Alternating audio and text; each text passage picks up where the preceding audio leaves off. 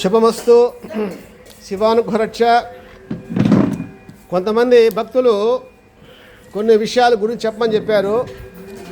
అందులో శివార్చన అనేది మేము చెయ్యవచ్చా చెయ్యకూడదా అనేది ఒక ప్రశ్న. అది కూడా మేము ఇండ్లల్లో పెట్టుకోవాలి స్వామి, మేము ముస్లిమ్స్ అని కొద్దిమంది, హిందువులని కొద్దిమంది రకరకాలుగా ప్రశ్న చేశారు. మరికొంతమంది ఉపవాసము అంటే ఏమిటి స్వామి, క్లుప్తంగా మాకు విపులంగా తెలియజేయండి అని మరికొద్దిమంది. అలాగే మేము కాశీలో వదిలేశాం స్వామి అని కొద్దిమంది. ఏం వదిలారు, ఎలా వదలాలా, ఎందుకు వదలాలా అనేసి కొద్దిమంది ప్రశ్న వేశారు. మరికొంతమంది గోవింద, శివ, గణపతి, అయ్యప్ప, శక్తి ఇలాగా రకరకాల మాలలు వేసుకొని ఈ మాలల్లో ఉండేటువంటి గొప్పతనం ఏంటి, అసలు మేము మాల వేసుకోవచ్చా, ఈ మాల అనేది ఎందుకు పుట్టింది, ఎవరి కోసం పుట్టింది, వేసుకునేటప్పుడు ఏమి నియమాలని కొద్దిమంది అడిగారు. మరికొద్దిమంది ఈ యొక్క మనిషి అనేవాడు ఎవడు, ఎలా బతకాలి అని ఈ విధంగా ప్రశ్న వేసున్నారు.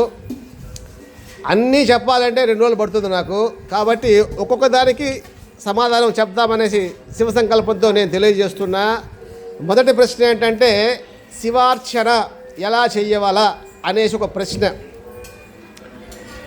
వాస్తవానికి మనం ముడుచుకొని ఒక చెయ్యి ముడుచుకొని ఒక చెయ్యి పొడుక్కు ఇట్లా చాచామనుకోండి, ముడిచేసి మన తలకాయి లింగాకారం, ఈ చెయ్యే సోమసూత్రం, ఈ శరీరమే పానవట్టం. భగవంతుడు మన యొక్క ఆకృతిలోనే శివలింగ రూపాన్ని నిర్మాణం చేసేసాడు. దాన్ని మనం తీవ్రంగా గాన ఆలోచించి నిర్ణయం తీసుకుంటే మన స్వరూపమే శివస్వరూపం అర్థమవుతుంది అందరికీ. మీరు కాబట్టి ప్రాక్టీస్ చేయండి, ఒకసారి తెలుస్తుంది. పైపెచ్చు శివ అంటే సి అంటే శుభకరుడు, వా అంటే మంగళకరుడు. శివ అనే ఈ శబ్దానికి నానా రకాల అర్థాలు ఉన్నాయి. ఒక రకంగా చెప్పాలంటే మంగళకరమైన, ఆనందదాయకమైన, శుభస్వరూపమైనటువంటి శక్తి స్వరూపము, నిర్గుణము, నిశ్చలము, అచంచలమైనటువంటి శక్తి స్వరూపము ఈ శివ అనే పదం. శివార్చన జాతి, మత, కుల, లింగ భేదం అనేది లేకుండా ఈ భూలోకంలోనే కాదు, అతల వితల సుతల రసాతల తలాతల మహాతల పాతాళ లోకంలో ఉండేవాళ్ళు చేస్తున్నారు. భూలోకం, భువర్లోకం, సువర్లోకం, జనలోకం, తపోలోకం, సత్యలోకంలో ఉండేటువంటి యక్ష, గంధర్వ, కిన్నెర, కింపురుష దేవదాతలందరూ కూడా ఈ యొక్క శివార్చన చేస్తున్నారు. మనం భూలోకంలో ఉన్నాం కాబట్టి పెద్దలు మనకు ఒక నియమ నిబంధనలు పెట్టారు. శివార్చన చేసుకోవాలంటే కనీసము చేసేవాళ్ళ తాలూకు అంగుష్ట ప్రమాణం, అంటే మన బొటనవేలు ప్రమాణం ఎంతైతే ఉందో అంత ప్రమాణంలో శివలింగం, ఈ శివలింగాన్ని ప్లాస్టిక్, రబ్బరు, సింథటిక్, గ్లాసు ఇలాంటివి కాకుండా మట్టి, వెండి, బంగారు, పంచలోహాలు, రాగి ఇలాంటి వాటితో తయారు చేసుకొని పూజలు చేసుకోవచ్చు. కానీ ఒక్కొక్క లోహానికి ఒక్కొక్క విధమైన శక్తి అనేది వస్తుంది. అలాగే ఈ యొక్క శివలింగార్చన చేసేవాళ్ళు ఖచ్చితంగా ఆ యొక్క శివలింగ ఆకృతిలో సగభాగం నందీశ్వరుని పెట్టుకోవాలి. ఎందుకంటే శివార్చన చేసేటప్పుడు నందీశ్వర అనుమతి తీసుకొనేసి ఈ యొక్క శివలింగార్చన చేసుకోవాలి. కాబట్టి ఒక పళ్ళెంలో, ఈ పళ్ళెం కూడా ఈ యొక్క రాగి కానీ, కంచు కానీ, ఇత్తడి కానీ, ఇతర లోహాలు, ఒక ఈ ప్లాస్టిక్, రబ్బరు, సింథటిక్ ఇలాంటివి కాకుండా ఇలాంటి పళ్ళాలలో పెట్టుకొని నందీశ్వర అనుమతి తీసుకొనేసి శివలింగార్చన చేసుకోవాలి.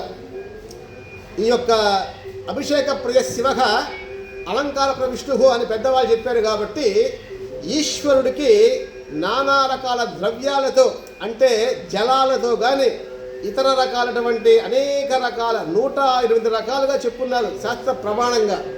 కాకపోతే మన శక్తి వంచన లేకుండా మనకున్నంతలోనే, మీకు దొరికినంత వాటితోనే పరమేశ్వర ప్రీత్యర్థంగా ఈ యొక్క అభిషేకాలు చేసుకుంటూ, అంటే అభిషేకంలో చేసే ఒక్కొక్క ద్రవ్యానికి ఒక్కొక్క ఫలితం ఇస్తాడు ఈశ్వరుడు.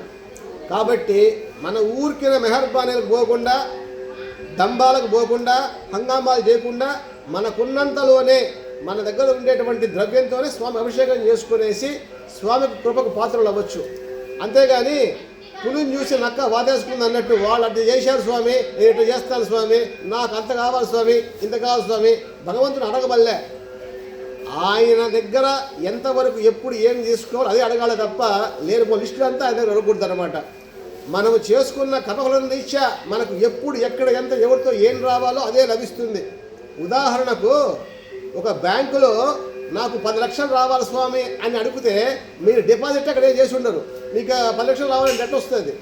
అలాగా మీ యొక్క గత జన్మల్లో చేసుకున్న పుణ్య ఫలితాన్ని ఈశ్వరుని అకౌంట్లో పుణ్యం రూపంలో పెడతాడు, దాన్ని మీకు భోగం రూపంలో ఇస్తాడు. అంతేగాని నాకంత కావాలా ఇంత కావాలా అది చేయాలి ఇది చేయాలంటే ఏ దేవుడు అనుగ్రహించడు. మీరు చేసుకున్న కర్మలు ఇచ్చా, మీరు చేసే దానం ధర్మం పూజ పురస్కారం రీత్యా మీ అకౌంట్లో పుణ్యరాశి పడుతుంది. ఆ పుణ్యమే మీకు భోగంగా ఇస్తాడు ఈశ్వరుడు. ఆయన మన లోపల ఆత్మసాక్షిగా చూస్తూ ఉంటాడు. మనం ఆలోచించే విధాయకం, మనం చూసే చూపు, చేసే ప్రవర్తన అన్నీ కూడా ఆయన గమనిస్తుంటాడు. పిల్లి కళ్ళు మూసుకొని పాలు తాగితే ఎవరు చూద్దనుకుంటారేమో, భగవంతుడు సర్వాంతర్యామి సర్వజ్ఞుడు సస్వతంత్రుడు, ఆయనకు తెలియదంటూ ఏం లేదు. ఆయన లోపల బయట అంత విశ్వవ్యాప్తి. మనం ఆయన లోపల ఉన్నాం, మన లోపల ఈశ్వరుడు ఉన్నాడు. కాబట్టి ఏది చేసినా నిష్కల్మషంగా నిర్గుణంగా పరమేశ్వర ప్రీతిగోతంగా చేస్తేనే మీకు అన్నీ కూడా ఈశ్వరుడు ఇస్తాడు. అంతేగాని ఊరికనే లేనిపోయిన ఆర్భాటాలు చేసుకొని భగవంతుని ఇమ్మంటే ఇవ్వడు. అదేవిధంగా చేసేటువంటి పూజలు నిష్కల్మషంగా నిశ్చలంగా చెయ్యండి.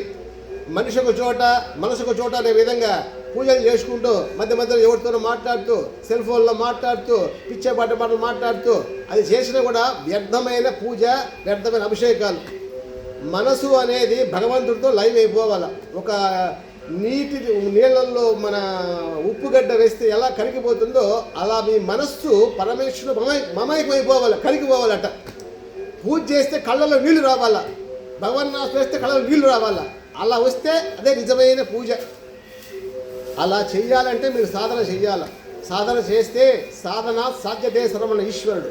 పరమేశ్వరుని ఈశ్వర నా యందు అచంచలమైన పరమ కృపను అనుగ్రహించు స్వామి, సర్వకాల సర్వావస్థల్లో సర్వజన్మల్లో నీ యందు అచంచలమైన భక్తిని ప్రసాదించు, జ్ఞానాన్ని ప్రసాదించు, ఇలా కోరుకోవాలా వేడుకోవాలా. అంతే తప్ప ఇతరత్ర మనము కూరరాని కోరుకొని లేనిపోని ఊహించుకొని అడిగితే మనకు అవన్నీ జరిగేటువంటి ఆస్కారాలు లేవు. కాబట్టి జాగ్రత్తగా ఆలోచించి ఆచరించండి. కర్మ ఫలితాన్ని పరమేశ్వర ప్రీత్యర్థంగా అర్పణ చేయండి.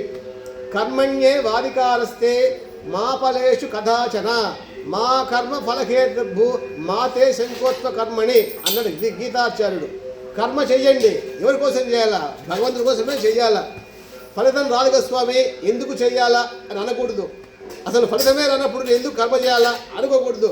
నాకు ఏమీ వద్దు నేను ఎందుకు చేయాలా అనుకోకూడదు. పరమేశ్వరుడు పుట్టించాడు భూమి మీద, ఎందుకు పుట్టించాడు, ఏం చేయాలి పుట్టించాడు, అది ఆయన కొరుక, మన కొరుక లేదు.